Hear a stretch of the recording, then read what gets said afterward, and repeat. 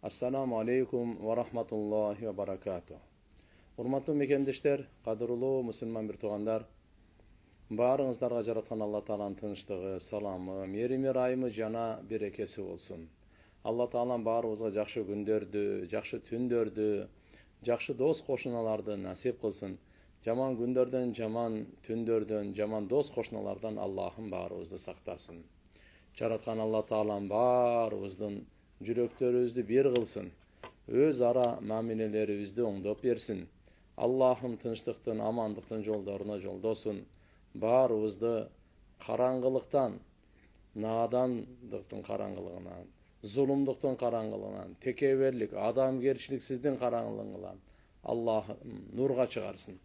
Имандуулуктун нуруна, исламдын нуруна, адамгерчиликтин нуруна, жакшылыктын нуруна чыгарсын. Баарыбызды абирсиз иштен, жашыруун ашкересинен дагы, фитналарынан Алла Таалам баарыбызды сактасын.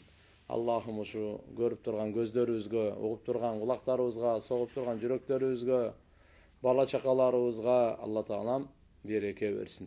Тобаларыбызды кабыл кылып, баарыбызды шүгүр кылуучулардан кылсын.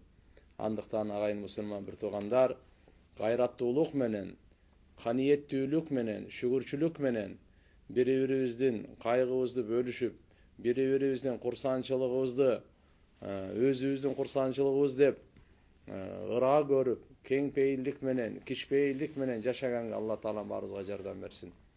Туугандар, Кур'ан Алла Тааланын улуу акыркы ыйык китеби, бүткүл адам баласына жолдомо. Бардык адамзатка Кур'анда Алла Таалам эң таза жашоону сунуштаган. Эң берекелүү, эң уяттуу, эң чын, эң адилеттүү, эң ынтымактуу, кыскасы айтканда жакшылыктардын баарын эң дегени менен Алла Таалам ушундай жашоого тартуулаган.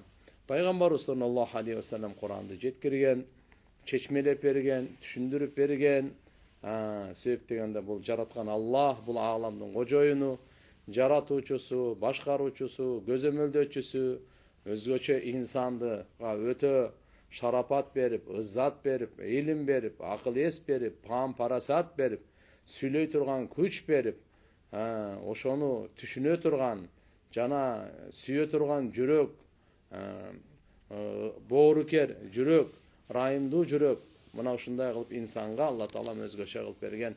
Ушу улуу Кур'ани Каримде бунун бардыгын акыйкатты чечмелеп, буга чейин эмне болгон, азыр эмне болуп жатат, bundan кийин эмне болот, бардыгын Алла Таалам пайгамбарыбыз Мухаммад алейхиссалам аркылуу бүткүл адам затка жеткирген. Иннама алейкал балаг ва алейнал хисаб. Пайгамбарыбыз Алла Таалам айтат, саллаллаху алейхи вассалам, албетте сенин мойнунда жеткирип коюу гана. Кур'анды жеткирип кое бер, болду. Ким окуп, андан пайдаланып, амал кылып, эки дүйнөсүн оңдосо оңдойт, Кур'андан жүзү юруп, текеберленип, эки дүйнөсүн бузса бузат. Сен жеткирип кое бер, менин сөзүмдү, акыркы китебимди жеткирип кое бер. Ал китеп билип коюңуз, кыямат күнгө чейин өзгөрүлбөйт. Эч ким буну бурмалай албайт, жок кыла албайт, эскерте албайт. Бунун өкүмдөрү жараксызга чыкпайт. Жараткан Алла субханаху ва таала өзү сактайм деп убада берген. Жоопкерчилигин өзү алган. Ва алейнал хисаб, эсеп китеп алуу биздин мойнубузда. Сенин мойнуңда жеткирүү гана. Эсеп китеп алуу кыямат күнү Алла Таалам ар бир инсанды Кур'ан менен эсептейт. Кур'ан менен соттойт. Кур'анга салып көрөт. Ар бир инсандын жакшылыгын, жамандыгын, сөзүн, кылган амалдарын, мүнөздөрүн, пейилдерин, кыял жоруктарын, ишенимдерин, ибадаттарын баарын чекеден, намазы, орозосу, зекети, ажылыгы, Кур'аны, зикери, дуасы деген баардыгын мына Кур'ани Каримге Алла субханаху ва таала өзү салып көрөт экен да. Ушундай касиеттүү китеп менен туугандар, келиңиздер, достошойлу, сырдашайлы, таанышайлы. Ошо Кур'ан менен кичине болсо да убактыбызды бөлөйлү. Жаратканым эмне дейт? Мага жашоо берген, мага көз берген, жоктон бир тамчы суудан мага ушу тил берген, сүйлөп аткан, чайнап аткан ушу тиштерди, көрүп турган көздөрдү, кулактарды, согуп турган жүрөк, айланып турган мынакей кандан баардыгын Алла Таалам берип, мага эмне деп атат экен? Ошо бир акыйкат китебин бир окуп коеюнчу. Эмне деген кайрылуусу бар экен? Эмне деген буйругу бар экен? Эмне деген тыюусу бар экен? эмне деген насааты бар экен, эмне деген эскертүүсү бар экен, эмне деген эстетүүсү бар экен, эмне деген чакырыгы бар экен, кандай илим бар экен деп мына туугандар Кур'ан-ы Карим менен Кур'андын сабагы убактыбызды текке кетирбейли.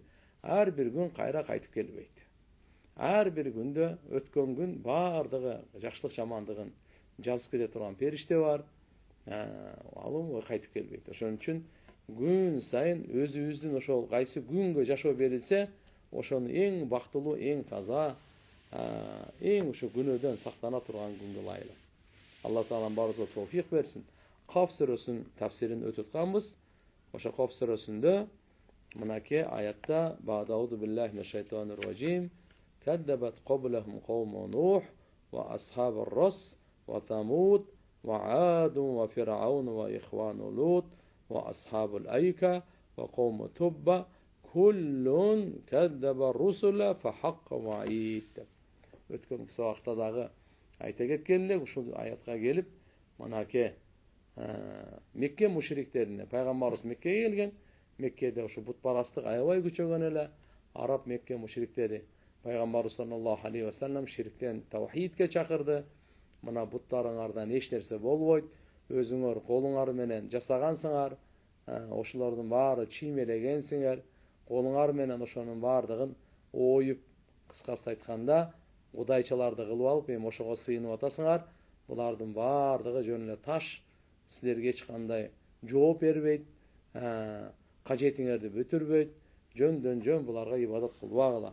Бүткүл ааламдын жаратуучусуна ибадат кылгыла деп пайгамбарыбыз чакырган. Ошондо пайгамбарыбыз Мухаммад алейхиссаламды дагы жалганчыга чыгарышкан. Пайгамбарыбыз Мухаммад алейхиссаламдын чакыруусунан жүз үйрүшкөн. Пайгамбарыбыз ар кандай сөздөрдү айтканда ыза жеткен. Пайгамбарыбыз ызаланган, ачууланган, капа болгон. Алла Тааланын тарабынан көңүл көтөрүү аяттары түшкөн. Сабыр кыл, васбир ала ма якулу. Айтып атканына көңүл бурбай эле кой. Сабыр кылып кой, вахжурхум хажран жамила. Алар менен мамилени бузба, душмандашпа, чырайлуу жол менен аларды да тек кой дагы. Өзүңдүн ишиңди кылып кете бер.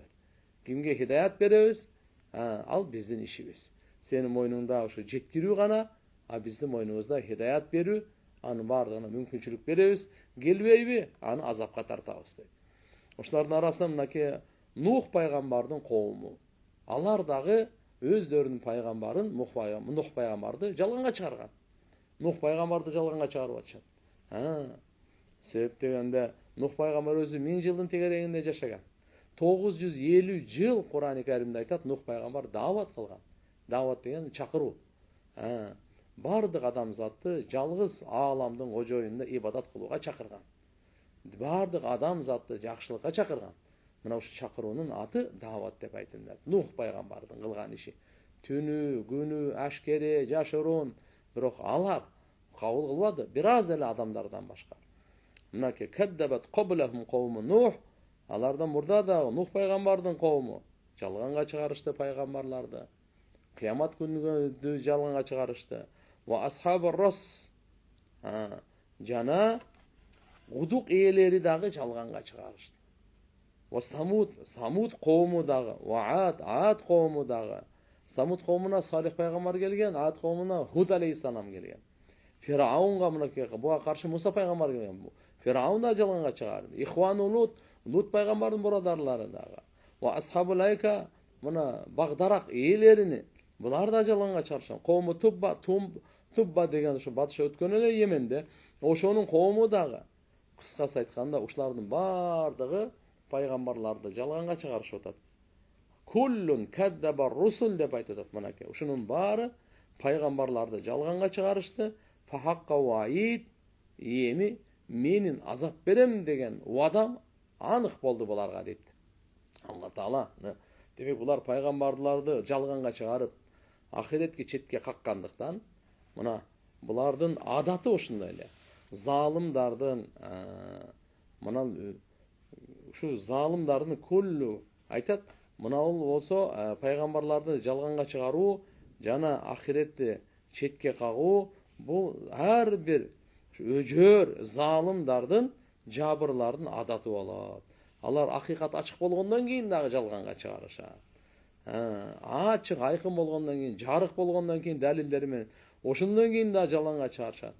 Ошон үчүн фала фаида фил жадал ма'ал жаббарил анид дейт. Эми ошол өжөр, залым, жабыр адамдар менен жаңжалдашуу, талашууда эч кандай пайда жок. Себептелерин алардын ушу көкбеттигин Алла Таала гана чыгарат. Жүрөгүндө ушу акыйкатты билип турат, көрүп турат. Дагы деле көкбеттик менен турат да.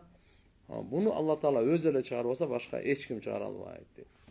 Мына ушул аятта тугандар Алла Таала пайгамбарыбыз Мухаммад алейхиссаламга таслия деп коет, көңүлүн көтөрүү, көңүлүн жибитүү. Ушул аят деп эсептелинет. Пайгамбарыбыз Мухаммад алейхиссаламга Алла Таала айтып атат, сенден башка мурда да коомдор болгон, ошолор болсо өздөрүн пайгамбарын жалганга чыгарган. Алар да сабыр кылышкан. Анын акыбети пайгамбарларды биз куткарып, ыйман келтиргендерди куткарып, ыймандан жүз үйргөндөрдүн, пайгамбарды жалганга чыгаргандардын баардыгын жок кылганбыз. Алардын баардыгын кыйратканбыз, ойрон кылганбыз дейт Алла субханаху ва таала. Кыскасы айтканда, эми пайгамбарыбыз саллаллаху алейхи ва салламды Мекке мушриктери жалганга чыгарып, пайгамбарыбыз алып келген акыйкат, ачык, жарык акыйкатты жалганга чыгарып атышат. Болбосо бекем далилдер менен алып келген эле хикматун балига фама тугни нудур дейт. Мына даанышмандуулук, жете турган даанышмандуулук менен ошондо дагы фама тугни нудур надир Алла Тааланын азабынан коркутуучу пайгамбарлар дагы аларга пайда бере албады. Алла Таала анан буларды азапка тартты да. Демек бул касиеттүү аятта тугандар Алла Таала бекем далилдер менен, кескин мынакей белгилер менен Алланын жалгыздыгына, пайгамбар Мухаммад алейхиссалам чынчылдыгына алып келип атат. Биринчиден Алла Таала мурда дагы пайгамбарларды жиберип келген, ал пайгамбарлар дагы коомдоруна ошондой керемет мужизаларды, далилдерди алып келишкен. Ошондо булар болсо жүз үйргөндө Алла Тааланын азабы анык болгон буларга. Мына ал эми пайгамбарыбыз Мухаммад саллаллаху алейхи ва саллам булардан дагы эң көп мужизаларды алып келди Алла Тааланын тарабынан. Жана Алла Тааланын тарабынан эң улуу китеп алып келди. Ушунун бардыгы пайгамбарыбыз Мухаммад алейхиссаламдын чыныгы пайгамбар экенине далил. Ясин вал Кур'анил хаким иннека ламинал мурсалин. Ясин, данышман Кур'анга ант, албетте сен пайгамбарлардансың дейт. Ошон үчүн ким пайгамбарыбыз Мухаммад алейхиссаламга иман келтирсе, ал бардык пайгамбарларга иман келтирген. Ким пайгамбар Мухаммад алейхиссаламга капырлык кылса, ал бардыгына капырлык кылгандай болот. Себеп дегенде бардык пайгамбарлар Мухаммад алейхиссаламдын кушкабарын берген. Жана анын кыяматка жакын келүүсүнөн коомдорун кабарлашкан булар. Жана алардын китептеринде дагы пайгамбарыбыз Мухаммад алейхиссалам дагы аталган, сыпаттары менен аталган. Акыр заман пайгамбары кандай болот, эмне болот деп, мисалы Иса пайгамбар, Дауд пайгамбар, Муса пайгамбарлар китеп түшкөн да. Вот ошо китептерде пайгамбарыбыз эскертилген. Мына акыркы заман пайгамбары Мадина шаарындагы курмалуу шаарда болот. Момундай анын белгилери болот. Ошолорду коомуңарга айтып койгула, иман келтирип артынан ээрчисин деп.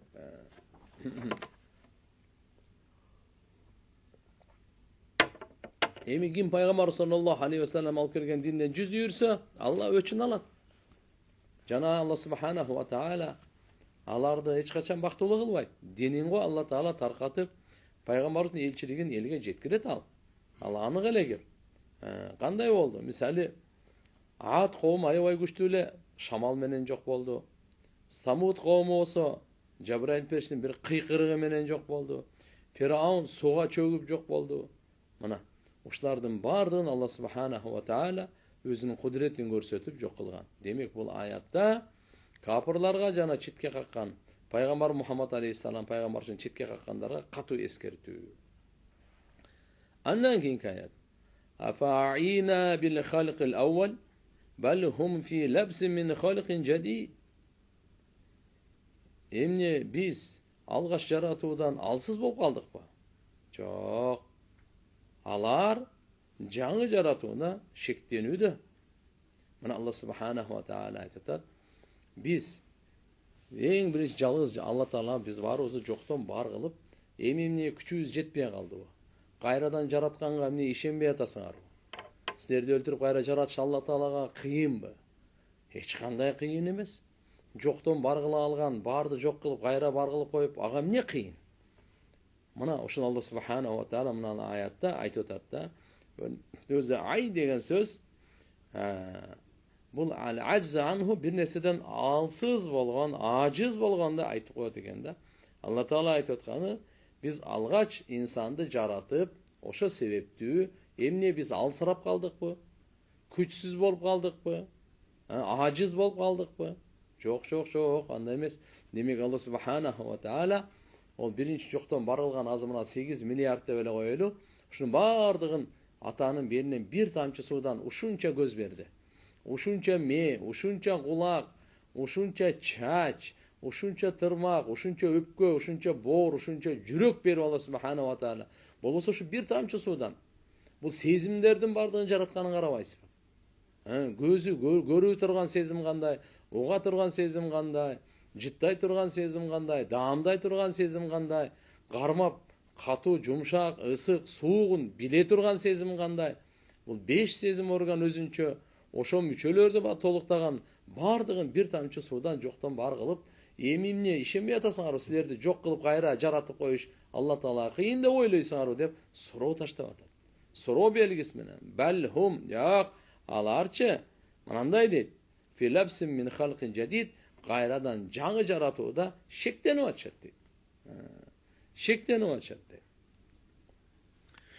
Бул дегени, бул аятта эми качан алгачкы жолу Алла субханаху ва таала жараткандан кийин экинчи жолу кайтаруудан, кайра жаратуудан алсыз болуп калмак беле дейт. Fa in kanu qad amu wa sammu an al-adillati sabiqati samawiyya wal ardiyya mariyya falyanzuru fi khalqi anfusihim. Эгерде мына жер менен асман Алла Таала жаратты, же жер менен асманды сиз жараттыңызбы, же мен жараттым, же инсан бирөө жараттыбы? Жок. Жер кимдики өзү? Качан жаралган? Асман кимдики? Качан жаралган? Бул инсандан чоң нерселер бул. Ашадды халкан. Алла субханаху ва таала айтып жаратууда бул инсанга кичинекей эле махлук да бул. Жерге канча аз адамды батырып атат жер. Бул жер болсо күндөн 1.300.000 эсе кичинекей. İçine 1.300.000 жер бататына күнгө. 15 миллион километр узактыктан ушунча ысык. Бул күн асмандын алдында бир кичинекей эле нерсе бул. Ушунун бардыгын Алла субханаху ва таала жөн эле эч кандай кыйналбай, эч кимден кеңеш сурабай, жардам сурабай эле Алла таалам өзүнүн кудурети менен жаратып койгон. Эгерде асман менен жердин жаралуусунан адам баласы көзү көрбөсө, укпаса, анда болбоду дегенде өзүнүн жанына көз салып көрбөйбү? وفي أنفسكم أفلا تبصرون дейт. وفي أنفسكم أفلا تبصرون. Силер өз жаныңарга көз салып көрсөңөр, силерге Алла Тааланын кудуретин белгилери көрүнбөй атабы? Көрбөй атасыңарбы деп. Демек туугандар, мынаки Алла субханаху ва таала инсан өзү ойлонуш керек. Кандай жаралган, кандай келген бу дүйнөгө? Ушунун бардыгы этап менен, кезек менен келип атпайбы? Бир нерседен кийин мисалы кичинекейибизде баарыбыз баса албайт элек. Каякта бизден каратганда мисалы тиштерибиз жок эле бир учурда. Тиштер пайда болду. Кийин бир учур келди, тиштер кайча түшүп атты. Булардын бардыгы эненин ичиндеги түйүлдүктөн тартып, балалык, наристелик кезден, эми анан кийин акырын жаштыгы, жигиттиги, кишилиги, анан кийин барып карылыгы, аксакалдыгы, анан барып туруп бу дүйнөдөн кетүүсү. Ушунун бардыгын ким кылып атат? Бардын Алла субханаху ва таала берген өмүр мына Алла таала. Ар бир нерсе жок болуп атканын көрүп атабыз жаңыдан. Демек инсан Алла субханаху ва таала инсанды бир тамчы суудан жаратып, алака, канга, андан кийин чайнала турган этке, анан жанин, ошол түйүлдүккө, кийин жаш балалыкка ушинтип атып бардык этаптардан өтүп атат. Жараткан Алла субханаху ва таала кабыл кылсын. Азыр сабакты reklamdan keyin buyursa inşallah ulantamiz.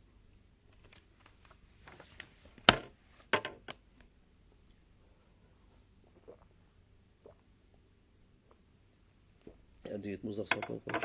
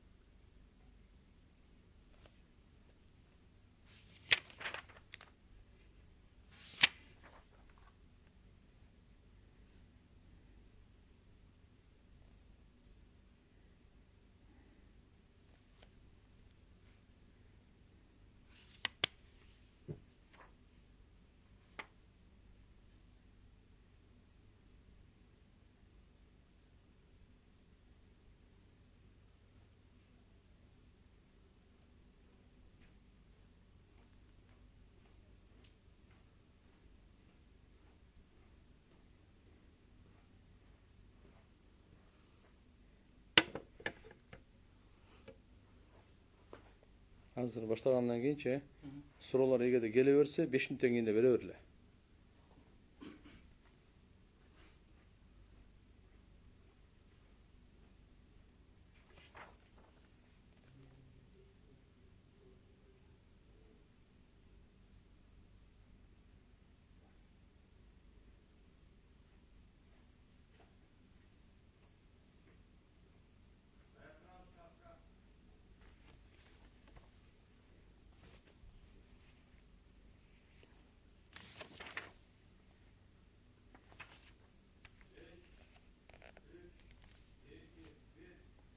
Bismillahirrahmanirrahim. Elhamdülillah ve salatu vesselamu ala Rasulillah amma ba'd.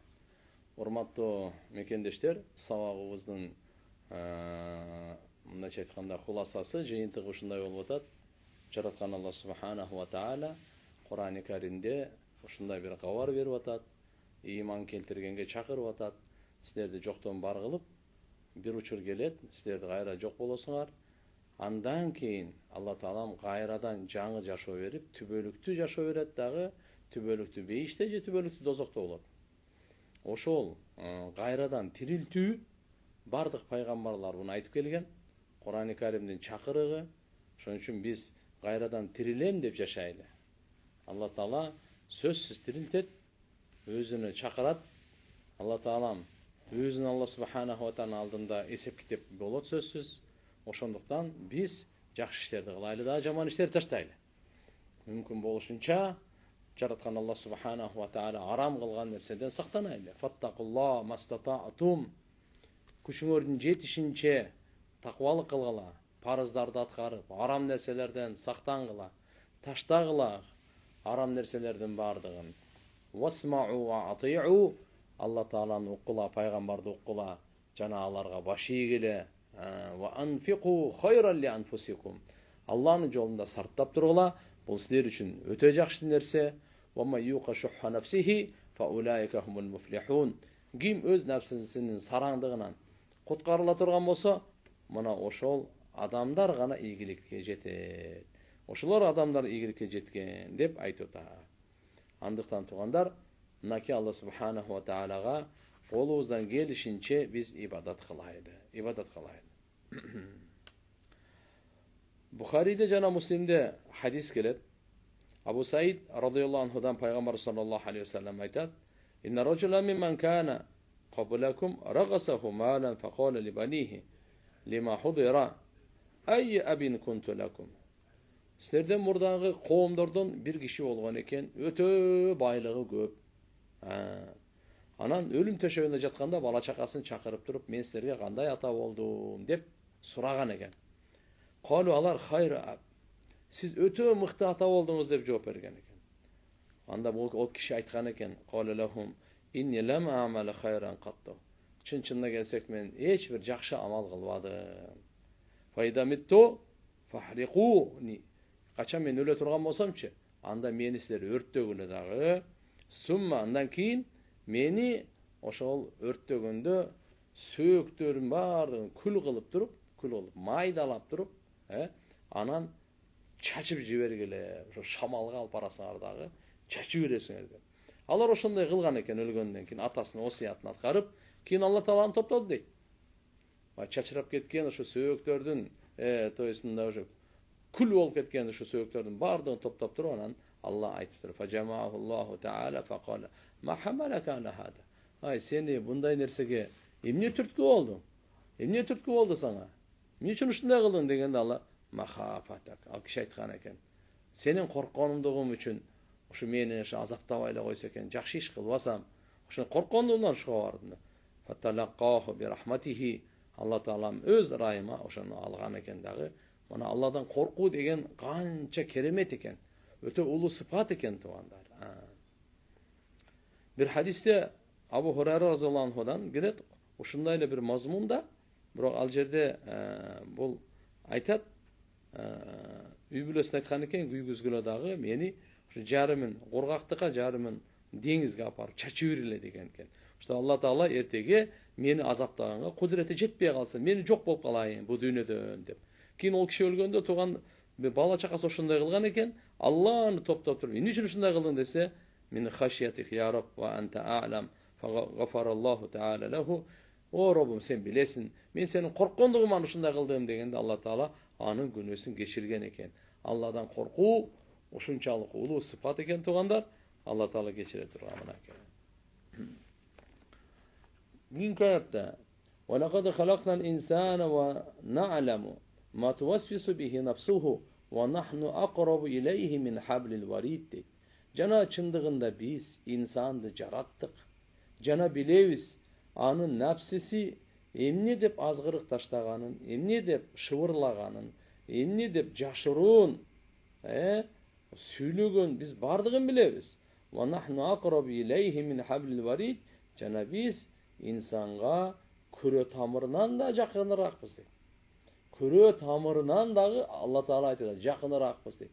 Allah Taala'nın küre tamırından dağı jakın bolusu ilimi menen uşunçalık jakın eken tuğandar.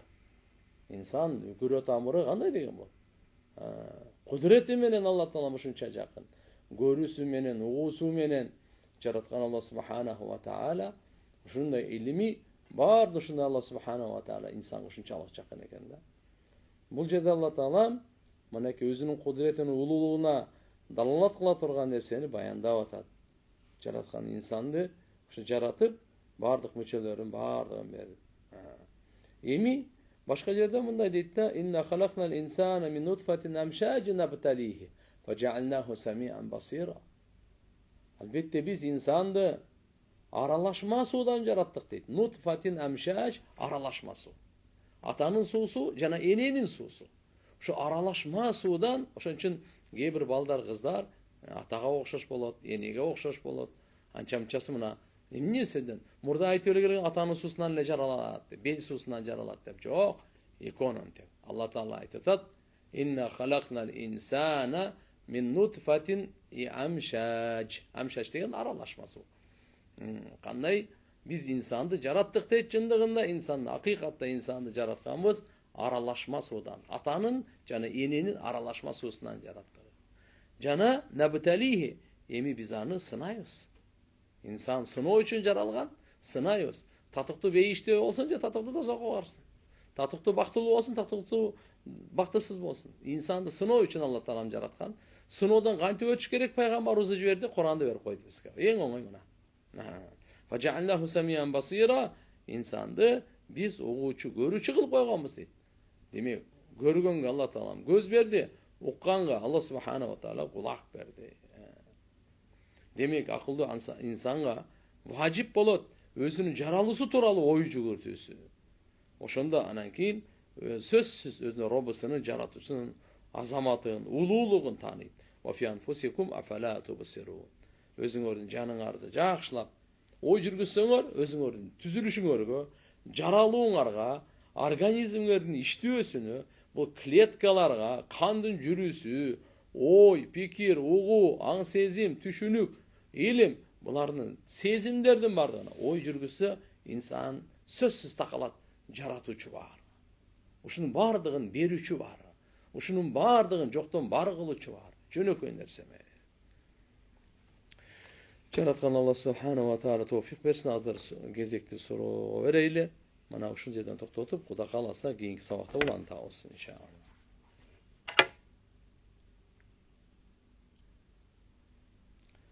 Mende bir soru var ele. Kara dua barı degen. Jana ağa işense emne bolat. Aldın ala rahmat. Jok kara dua bar. Yani bu teskeri dua, sıyqır, mınalardan bardığı mına uşu kara duadır. Adamdı gör alvastыкtan uşuna kara dualayt. Bul bar nerse, bırak bundan bul aram ner. Ökümü aram. Bunday bürönü kara dualagan adam hiç kaçan oң olboyt, hiç kaçan baktılуу olboyt bultugan. Uşun ulanıp ele kete berse imandan ajırap kala turan korkunç bar. Bırak bundan saktanganga paygambardын sünneti var. 5 wagt namaz, özgöçe her bir namazdan keyin İhlas Falak Nas'ı okup жүрүңүz. Sağır, erteminin geçinde duaga beken bolуңуз. Oğlum 9'lu büttü ele. Okuga 9'dun bazasında tapşırtayın degen. Oku jayдын adresin jana kanday dokumenттер ketişin толук маалымат бериңиздерчи. Кайсыл күндөн кабыл алуу башталат. Эми Өтө жакшы. Мен азыр кайсы диний окуу жайга бере турган болсоңуз, түшүнүшүмчө ошондой эле болсо керек. Бишкекте окуу жайлар көп. Кайсы медресеге неме кыласыз? Эгерге бизге медресебизге алып келе турган болсоңуз, мейли биз деле Кудай кааласа окутканга аракет кылабыз. Бизде ошо Бишкек шаарында мынау Ленинградский деп коет мурунку Баялина ошо көчөсүндө Иман мечитинин жанында. Эмеден чыксаңыз Кудай кааласа кабарын айтабыз сиздерге.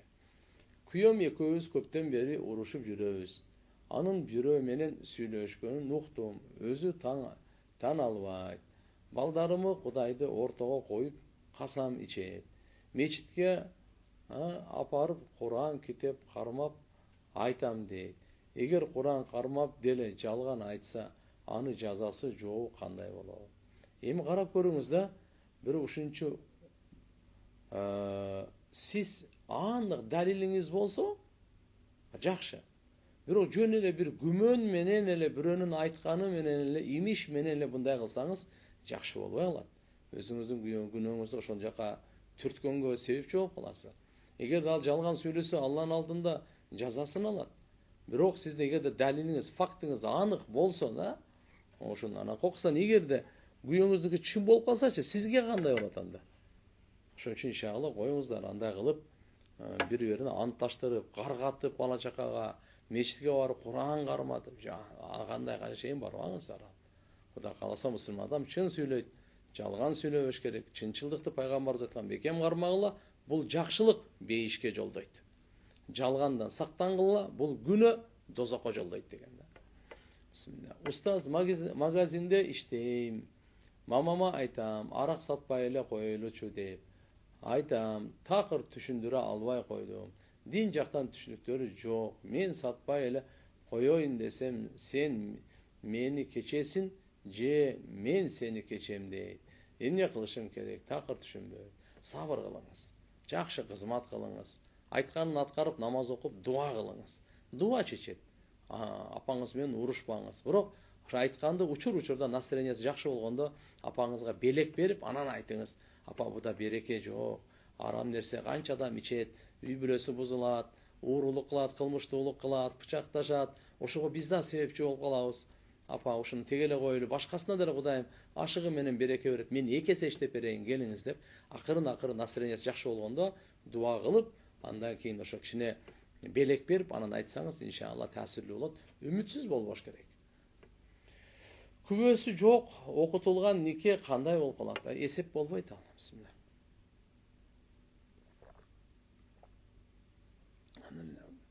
Күбөсү жок, бизде андай болуп, биздин нике күбө менен болот. Сөзсүз эки эркек. Же бир эркек, эки аял. Бул күбө болуш керек. Никенин шарттарынан бири болот. Күбө болбосо болбойт. Устаз, күйөөсү аялы өз-өзүнчө эки башка бөлмөдө намаз окуш керекпи? Чогуу окуса болобу? Ага уюп, рахмат. Болот. Ким айтты бул эки башка? Үйдө окуп кала турган болсо, өзү күйөөңүздү жакшылап сыйлап, мечитке жөнөтүңүз. Өзүңүз үйдө окуңуз. Бирок кээде ушундай болуп калса, үйдө окуп кала турган болсо, аркасынан бир эле бөлмөдө, бирок мына жандашып турбаңыз да. Бир сап аркада туруңуз, болду. Намаз окуй берсе болот, жакшы эле. Устаз, мен мурун тайкем менен урушуп кеткем. Анан мен өзүм жалгыз отуруп, эми мен кара дуа кылам деп сүйлөп койгом. Мен мурун кара дуа деген бул адамга жаман нерсе тилөө деп ойлогом. Устаз, эми эмне кылам? Динден чыгып кеттимби деп абдан коркуп жатам. Тоба кылыңыз, истигфар кылып, Алла Тааладан кечирим сураңыз. Я Алла, ушундай тилимден ушундай жаман сөз чыгып кеттир. Мен бул жаман иштен кайттым, эч качан мындай арамга, кара дуага мен барбайм. Мени кечиргин я Алла деп, анан тайкеңизге дуа кылыңыз, өмүрүнө, ден соолугу, рызкысына. Кийин тайкеңизге дагы айтып коюңуз. Эгерде ошо кара дуа кылам деп айткан болсоңуз бетине, угуза, анда айтып коюңуз. Мен мындан тайке кайттым, мен түшүнбөй калыптыр, мени да сиз дагы кечирип коюңуз. Мен анда эч кандай арам оюм жок, кара ниетим жок деп ага дагы айтып коюңуз. 11 айлык кызым бар. Боюмда 2 айлык болуп калды. 11 айлык кызым бар, боюмда 2 айлык болуп калды. Эмизгенди токтотушум керекпи? Жок, эмизе бериңиз. Бирок өзү сүт кичине бузула баштайт. Бойында болгондон кийин сүт бузула баштайт дагы өзүнөн өзү эмбей калат. Акырдан иншалла чыгарганга эми аракет кылабыз, бирок мажбурлабайбыз. Себеп والوالدات يرضعن أولادهن حولين كاملين Kur'an'da Allah Teala aytып койгон. Балдар, والوالدات енелер өздөрүнүн балдарын эмизиш керек 2 жыл толук депчи. Ошон үчүн эгерде мажбур кылсаңыз, анда буга болбой калат. Эмем деп аткан болсо эмизе бересиз. Чыгарганга акырдан аракет кыла бериш керек. Өздөрү чыгып алат буюрса. Assalamu alaikum, alaikum assalam. Куптан намазын окугандан кийин артынан витр намазын окуганда, Куптан намазынан кийин тәсбih тартып, анан витр намазы окулабы, же биротоло витр намаздан кийин тәсбih тартылабы устаз? Биротоло. Экөө тең бар. Азыр сиз айтып атканча экөө тең бар. Бирок жакшысы, туурарагы витрди окуп бүткөндөн кийин анан тәсбиhlерди, зикирлерди дуалар кылсаңыз жакшыраак. Бир беркиндей кылсаңыз деле ал өтөт, эч нерсе эмес. Бизде Ханафи мазхабта, Орта Азиядагы мына биздеги менталитет, урпадат, ушу намазды толук бүтүргөндөн кийин анан зикир дуаларды кылып дуа кылабыз да. Ошонусун карманыңыз. Assalamu alaikum устаз. Жамаат менен окуганда санадан кийин аузу окулабы? Жамаат менен окуганда санадан кийин аузу окулбайт. Аузу имам ким кыраат кылса ошол окуйт да. Ким кыраат кылса ошол окуйт. Файда караата фастаид билла. Сен качан кыраатка турган болсоң, ошондо аузу биллахи деп. Ал биз кыраат кылбайт, аркада турган адам бизде кыраат кылбайт. Ханафи мазхабта да ыктыда кылган киши имамга толугу менен жүктөйт дагы, имамдын кыраатын угуп, кулак салып эле турат, бүттү. Аял киши намазды өзүнүн кулагы уккудай кылып окуш керекпи, же вообще үн чыгарбай окуйбу? Мен уктум, өз кулагына угулбаса намаздын өкүмү аткарылбай калат деп. Жок, андай кишини өзү уга турган болуш керек да. Анан ичине мында ою менен окуган болбойт да. Акырын, мисалы, өзү башка кулак укпай тургандай, өзүнүн кулагына жете тургандай деңгээлде кичине окуш керек болот. Мисалы мындай. Мына мен өзүм менен окуп атам, силерге угулган жок эчтеке. Кудум ушундай өзү уга турган деңгээлде. Анан жөн эле ою менен окуп койсо, ал намаз болбой калат. Ата энеге чоң зулумдук кылып койсо, жаныбар өлтүрүп койсо, бирөөнү ушактап койсо, көз ачык ширк, зына, лут коомуна арак ичүү дегени эң чоң күнөөлөрдү тооба кылса, күнөөлөрдү Кудай кечирет. Аллаху акбар. Чын жүрөктөн тооба кылса кечирет. Бирок мына тамаша күнөөлөр эмес да. Өтө чоң күнөөлөр. Бунун үчүн чын жүрөктөн тооба кылып, өзү гусул алып, 2 рекет намаз окуп, 1-2 көз жаш ыйлап, өкүнүп, келечекте кылбайм деп Аллага убада берип, ана ошондой кылса, иншалла чын жүрөктөн тооба кылса кечирилет. Алла тообаны кабыл кылчу, тообанын эшиктери ачык. Талаада сугат сугарып жүргөндө пешим менен асыр намаздарын жакындатып окуса болобу? Жок, ал мусапырларга гана. Эгерде талаада жөн эле сугарып жүргөн болсо, өзүңүздүн огородуңузду тиякпай сугарып жүрөсүз. Эгерде мусапыр сапарга чыкканда, ошол пешимдин акыркы убактысы менен пешимди окуп, асырдын алгачкы убактысы менен асырды окуп, мына ушул жам сури деп коет, сүрөттө бирге болгондой болот, бирок акыйкатта өзүнүн убактысында. Бизде Ханафи мазхабта ушул каралган. Ассаламу алейкум ва рахматуллахи ва баракатух. Ва алейкум ассалам ва рахматуллахи ва баракатух. Устазым кандайсыз? Алхамдулилlah, жакшы, рахмат. Ишим деги эле оңолбой жатат. Кандай кылышым керек? Алдын ала чоң рахмат. Сиз салам айтканыңызга караганда ишиңиз оңолуп эле жаткандай сезилип атат. Алла Таалам ишиңизди оңунан чыгарсын. Аллахумма ахсин акибатана фил умури куллиха ва ажирна мин хиззи дуnya ва адабил ахира. Ушу дуаны иншалла Кудайга жаттап окуп жүрүңүз. Ла хаула ва ла куввата илля биллахны көп айтыңыз. Кудай кааласа ырыскылардын эшиктери ачылат. Эң төмөнкүсү адамдын кайгы кыжалачылыгын кетирет. Assalamu alaikum, alaikum assalam. Мен намаз окуп жатканда 1,5 жаштагы уулум жоолугумду жулмалап, астыма туруп алып, тоскоолдук кылат. Алып коюп окуй берем, ошол болобу? Эң жакшысы ошо намаз окуганда бир аз убакыт керек, 5 мүнөт эле кетет экен да. Ошо 5 мүнөткө балдар болсо, ошолорго берип туруп окусаңыз жакшы болмок. Же бул оюнчуктарды берип, алаксытыпчы, сепени алып окуп, ошо намазыңыз деле мындай эле намаздай болбой калат да. Эгерде кээде ушундай учур болуп калса, сиздин чачыңыз азыр жолуңуз тартып андай болсо, Bir qol менен этияттап, акырын ага катуу тербей, колуңузду мындай таяп, мындай кылып, страховать этипчи намаз окусаңыз боло берет. Шам намазынын казасын 3 рекетте 3 замсура кошулуп окуйбузбу? Жок, ким чыгарды мындай? Мындай жок нерсе. Кадимкидей эле фарызда кандай? Шам намазынын 2 рекетинде замсура кошулат, 3-чү рекетинде замсура жок. Каза болуп калса да кудум ошондой. Фарыз кандай болсо, фарыз кандайынан каза болуп калса, ада деп коет, ошону аткарып атканда, то есть ада кандай болсо, эки фарыздан кийин сүннөт бар да. То есть алхамдулилlah, Фатихадан кийин замсура бар да, үчүнчүсүндө жок. Казасы да ошондой болот. Саламатсызбы? Кыз бала канча жаштан турмушка чыкса жакшы? Жана өзүнөн 10 жаш чоң жигитке турмушка чыкса болобу? Кыз балага эми акыл эси жетип, турмуш курганга, анын илимин алып, дайым болгондо эле чыга берет. Бирок мыйзам боюнча 18ден кийин Кыргызстанда. Азыр деле ошо 7 жыл нары бери өзүнүн кичине келечек турмушту алып кете турган ошого эле барып калат го дейм да. А так мисалы балагаттан кийин өзү шариятта мисалы уруксат берет. Анан бизде мына мыйзамда 18 жаштан. Ошодон нары анан чыкса жакшы болот да. Анан 10 жаш чоң жигитке турмушка турганбыз. Эч нерсе болбойт, чыкса болот. Главное ошо имандуу болсун, адеп ахлактуу болсун. Assalamu alaikum. Erkek kişi менен аял киши жарышып көчөдө иштегенине кандай карайсыз? Көчөдө иштегенине кандай карайсыз? Жарышып жөн эле иштесе болбойбу? Жок.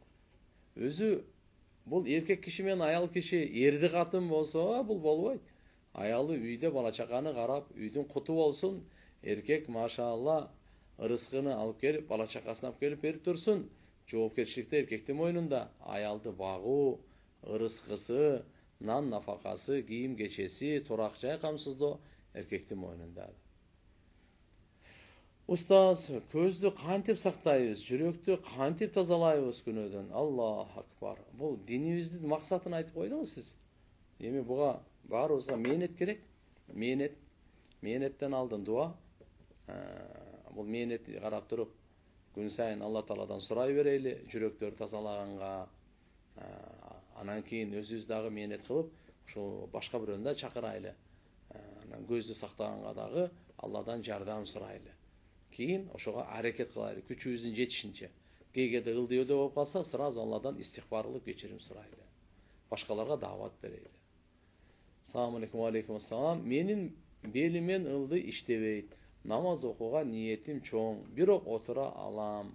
Өз алдымча суром, жел чыгып кетет, кээде анан заара чыгып кетет. Ушул мен айткан эки нерсени бири болуп кетсе, мен кайрадан дарат алышым керекпи? Сиз биринчиден отуруп окуй бериңиз. Эгерде азыр сиздеги жел бат-бат чыгып турса, же заара бат-бат чыгып турса, бир 10 мүнөт сайын, демек сиз үзүрлүүгө киресиз дагы. Ошол даратты намаздын убактысы киргенде, пешим намаздын убактысы киргенде мисалы дарат аласыз. Ошо менен окуй бересиз. Асырга чейин канча намаз болсо да окуй бересиз. Кайра дарат албайсыз. Үзүрлүү болсо. А эгерде кээде чыга турган болсо, мисалы жарым саат, 1 саатта, анда дарат алыш керек болот. Кайрадан дарат алыш керек болот. Дарат алдырганга киши жок болуп калса, путуңуз сиз отура албайм дейсиз, белиңизден ылды иштебейт, баса албайсыз, киши болуп калса, ошо дарат алдырат. Болбой калса таяммум менен сиз белиңизден жогору иштейт да, ошо таяммум менен алсаңыз болот да. Таяммумда жакшы ниет кыласыз, бир таштап келип коюңуз жакшынакай, эки жактан кармап, бетиңизге бир слайс, дагы эки жактан кармап, колуңузга чыканакты кошуп туруп, жакшы бир неме кыласыз дагы, намаз окуй бересиз. Assalamu alaikum. Инсульт алгамын, жакшы сүйлөй албайм. Намазды үн чыгарып окуса болобу, же үн чыгарбай окуй беришим керекпи? Алла шифа берсин сизге. Кыжалат болбоңуз, жакшы сүйлөй албайм деп. Иншалла Алла Таалам жакшы сүйлөтөт. Дарыларды да алыңыз, Кудайдан үмүтүңүз үзбөй дуа кылып туруңуз. Анан мына жерде намазды өзүңүз уга турган деңгээлде үн чыгарышыңыз керек. Жаңы үйгө кирели деп жатабыз. Не кылып кирсе жакшы болот? Машалла. Жаңы үйгө киргенде кичине кан чыгарып бейбечараларга чай-пай берип койгула, тууган уруктарга.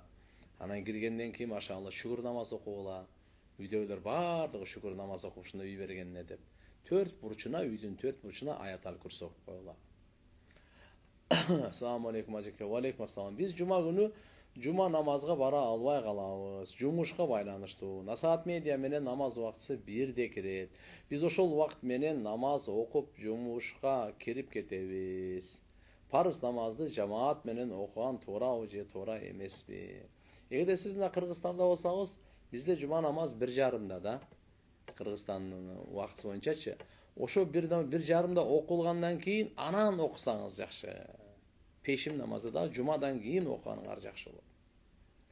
Эгерде силер мусафир болсоңор, анда проблема жок. Ошол насаат медианын убактысы пешимдики киргенден кийин анда силер мусафир болсоңор касыр окуй бересиңер. Пешимди алдын окусаңыз дагы майли. Себеп мусафирга жума парыз эмес. Салам алейкум. Мен 45 демин, такыр үйлөнө албай койдум. Намаз окуйм. Үйлөнөйүн десем акчам жок. Сулуу да эмесмин. Такыр үйлөнгөн эмесмин. Кандай кылам? Тажадым. Жок, андай кылба. Кээ бирлер машалла ибадатын кылып тажабай, мисалы үйлөнбөй өткөн дагы чоң алымдар бар. Бул бир. Бирок мен сизге айтат элем, иншалла үмүтүңүздү үзбөңүз. 45 жаш эң машалла жакшы жаш. Кудай кааласа Алла Тааладан сизге сурап, тем более үйлөн эле экенсиз, өзүңүз адеп акылаңызды кылып, тууган уруктарды ортого салып, азыр турмушка чыкпаган кыздар деле көп. Андан өңү башыңыз андай ылдыбеде болсо, сиз ага эч кыжалат болбоң. Алланын жаратканы. Алла Таалам иншалла жакшы демесин таап берет. Жакшы, главный иман, жакшы мүнөзүңүз болсо, Кудай кааласа, иншалла Алла Таалам сизге дагы тагдырда жазып койгону бар. Ошон үчүн аракет кыла бериңиз, тууган уруктарга айтып, тияка бияка кылып. Ар бир нерсенин Алла Таалам өзүнүн илими бар. Устаз, тынбай эле иштейм, акчанын жугуму жок, кандай кылсам болот? Исрапкерчиликтен сактаныш керек, күнөөлөрдөн сактаныш керек да. Убакытты бекер кетирбеңиз, кажет намаз окуп, баарына каниет кылып, шүгүр кылып эле ишиңизди токтотпоңуз. Кудай кааласа иншалла, чынчылдык менен, тактык менен, сапат менен иштесеңиз, Аллахын берекесин берет. Сөзсүз Кудай кааласа.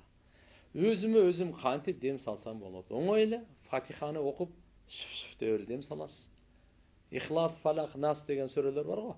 Каусар, ушулардын бардыгы окуп, Ихлас, Фалак, Насты жатаарда тө деп, үйлөбөй, түкүрбөй, экөөнүн ортосунда тө деп, биринчи жүзүңүзгө, анан башыңызга, кулак, моюн, кол, өпкө боор, бөйрөк, бардык колуңуз жеткен жерге 3 жолу ушинтип дем саласыз.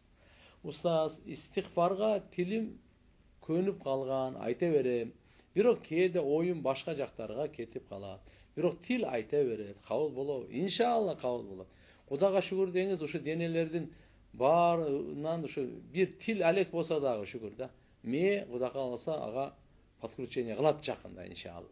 Истигфар эле Кудайым буйрса токтотпоңуз, аракет кылыңыз, экөөнү бириктиргенге буйрса бардыгы берилип истигфарла турган күн келет. Assalamu alaikum устаз. Жашым 35 жашта. Акча табуу, үй жай салуу максатында Дубайга барып, келгенге мүмкүнчүлүк болуп жатат. Же амалдардан калбай бул жакта болгонум туурабы? Кыжалат болуп жүрөм. Кыжалат болбоң. Дубайга мүмкүнчүлүк барбы? Барып келиң. Кыжалат болбоң. Алхамдулилlah, якта мечиттер бар, Куран окуганга, зикир чалганга, иншалла бүткүл дүйнө келип рызкыларын таап атышат. Жакшы жер чыгып калса барып келиңиз. Кайненем аялымды үйүнө чыгара берип тажатты. Кайненем аялымды не дейт эми, кандай окуган?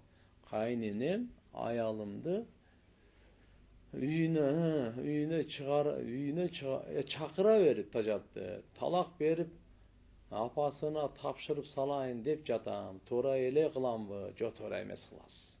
Сабыр кылып туруңуз. Бирок иншалла карап туруп кайненеге дагы түшүндүрүңүз.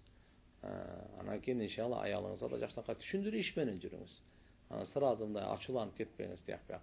Эгерде кайненеңиз оорукчан болуп, башка карай турган эч ким жок болсо, уже чакырган болсо, иншалла чогуу барып кызмат кылып койгула. Адамгерчиликтен болот. Бирок жакшынакай түшүндүрүңүз. Дайыма эле мындай болбойт да. Эми азыр нар жагында эмне себептен чакырган мен мага караңгы да. Assalamu alaikum устаз, кандайсыз? Мен 5 жолу зына кылдым. Астагфируллах биле. Тооба кылып, туура жолго түссөм, зына кылбагандай боломбу? Тагыраагы зынанын бул дүйнөдөгү жана ахиреттеги кесепеттери тийбейби, чоң күнөө кылган адам улуу даражага кайра жете алабы, күнөөмдөн толугу менен арылганга мүмкүнчүлүк барбы? Алдын ала рахма. Сиз туган илаңыз, өлүк жууңуз, кабыр казыңыз. Түшүнүктүбү? Өлүк жууңуз, кабыр казыңыз, кабырдын ичине кириң, казыңыз. Чын жүрөктөн ыйлап, ошолорду кылган өкүнүп, Алла Тааладан көз жаш аябай. Аябай, иншалла дуа кылыңыз. Чын жүрөктөн тоба кылың. Кудай кааласа, иншалла, Алла кечиримдүү тобаны кабыл кылчу. Эч ким муну айта албайт. Ошон үчүн кечире турган Алла Таала сиздин тобаңыз эгерде ихластуу эле болгон болсо кечирилет. Анан мүмкүнчүлүк барбы деп атканыңыз, даватка чыгып туруңуз. Мечитке 5 убакыт намазга байланып туруңуз. Кечкурун ошо Кур'анды окугандан кийин сырат үйгө барыңыз. Үйдө жатыңыз, багымдатка кайра туруп мечитке келиңиз. Башка мындай дейди тияк бияка барбаңыз. Assalamu alaikum устаз. Боюмда бар, 7 ай болду. Омурткаларым ооруп атат. Аттахиятта бутумду оң жака эмес, сол жака кылып отурсам болобу? Көпчүгүм ооруп кыйналып атам. Алла разы болсун устаз. Болот. Сиз өзүңүздү кыйнабаңыз. Оң жака болот. Жөн эле эгерде ошо 7 ай болгон болсо, даже отуруп эле, столго отуруп деле окусаңыз болот. Өзүңүздү же болбосо наристе кыйналып кала турган деңгээлде болбош керек. Эгер азыр айтып аткандай болсо, оң жагын эмес, сол жака чыгарып окуй бериңиз. Эчтеке эмес. Эмне үчүн Ханафи дебиз? 4 мазхаб боюнча түшүндүрүп бериңизчи. Машаалла. Биздин мына Орта Азияда Ханафи мазхабты карманып, жактырып, ушулардын далилдери Кур'ан, хадиске эң лайыктуураак деп тапкан ошончо Ханафи дебиз туугандар. Башка мазхабтар өзүнчө. Биздин Орта Азияда ошо Абу Ханифа рахматулла алейхтин мына ушул Кур'ан, хадисин түшүнгөнү, сахабалардан, пайгамбарыбыздын хадистерин бардыгын өзүнүн өз алдына коюп, анан ушундай бир эреже, сахих хадистерди да, даже заиф хадистерди да таштабастан, бардыгын алдына коюп туруп, анан ушундай карап, ар бир өкүм кайсы жерде кандай амал болот, ошолордун баарын шариятта көздөп, сизге бизге жеңил кылып, талкандай кылып берген, ошон үчүн карманып келатабыз да. Ассаламу алейкум. Мен коркокмун. Кандай коркпой калсам болот? Сиз биринчиден коркоктуктан пана тилеңиз. Эрте менен да, кечинде. Аллахумма инни ауду бика минал хамми вал хузни вал аззи вал касал вал жубни вал бухл. Вал жубн деген коркоктук. Вал бухл. Ва далаат дайн ва галабат риджал. 8 нерседен пайгамбарыбыз пана тилейт. Я Алла, мени кыжалатчылыктан, кайгыдан, алсыздыктан, жалкоолуктан, сараңдыктан, коркоктуктан жана карызга баткандан залым кишилерден сактагын деген дуада. Ушуну саарда, кечинде да көп айтып жүрүңүз. Кудай кааласа коркоктук сизден кетет. Алла Таалам кабыл кылсын. Урматтуу мекендештер, кийинки жолукканча амандыкта калыңыздар. Ассаламу алейкум ва рахматуллахи ва баракатух.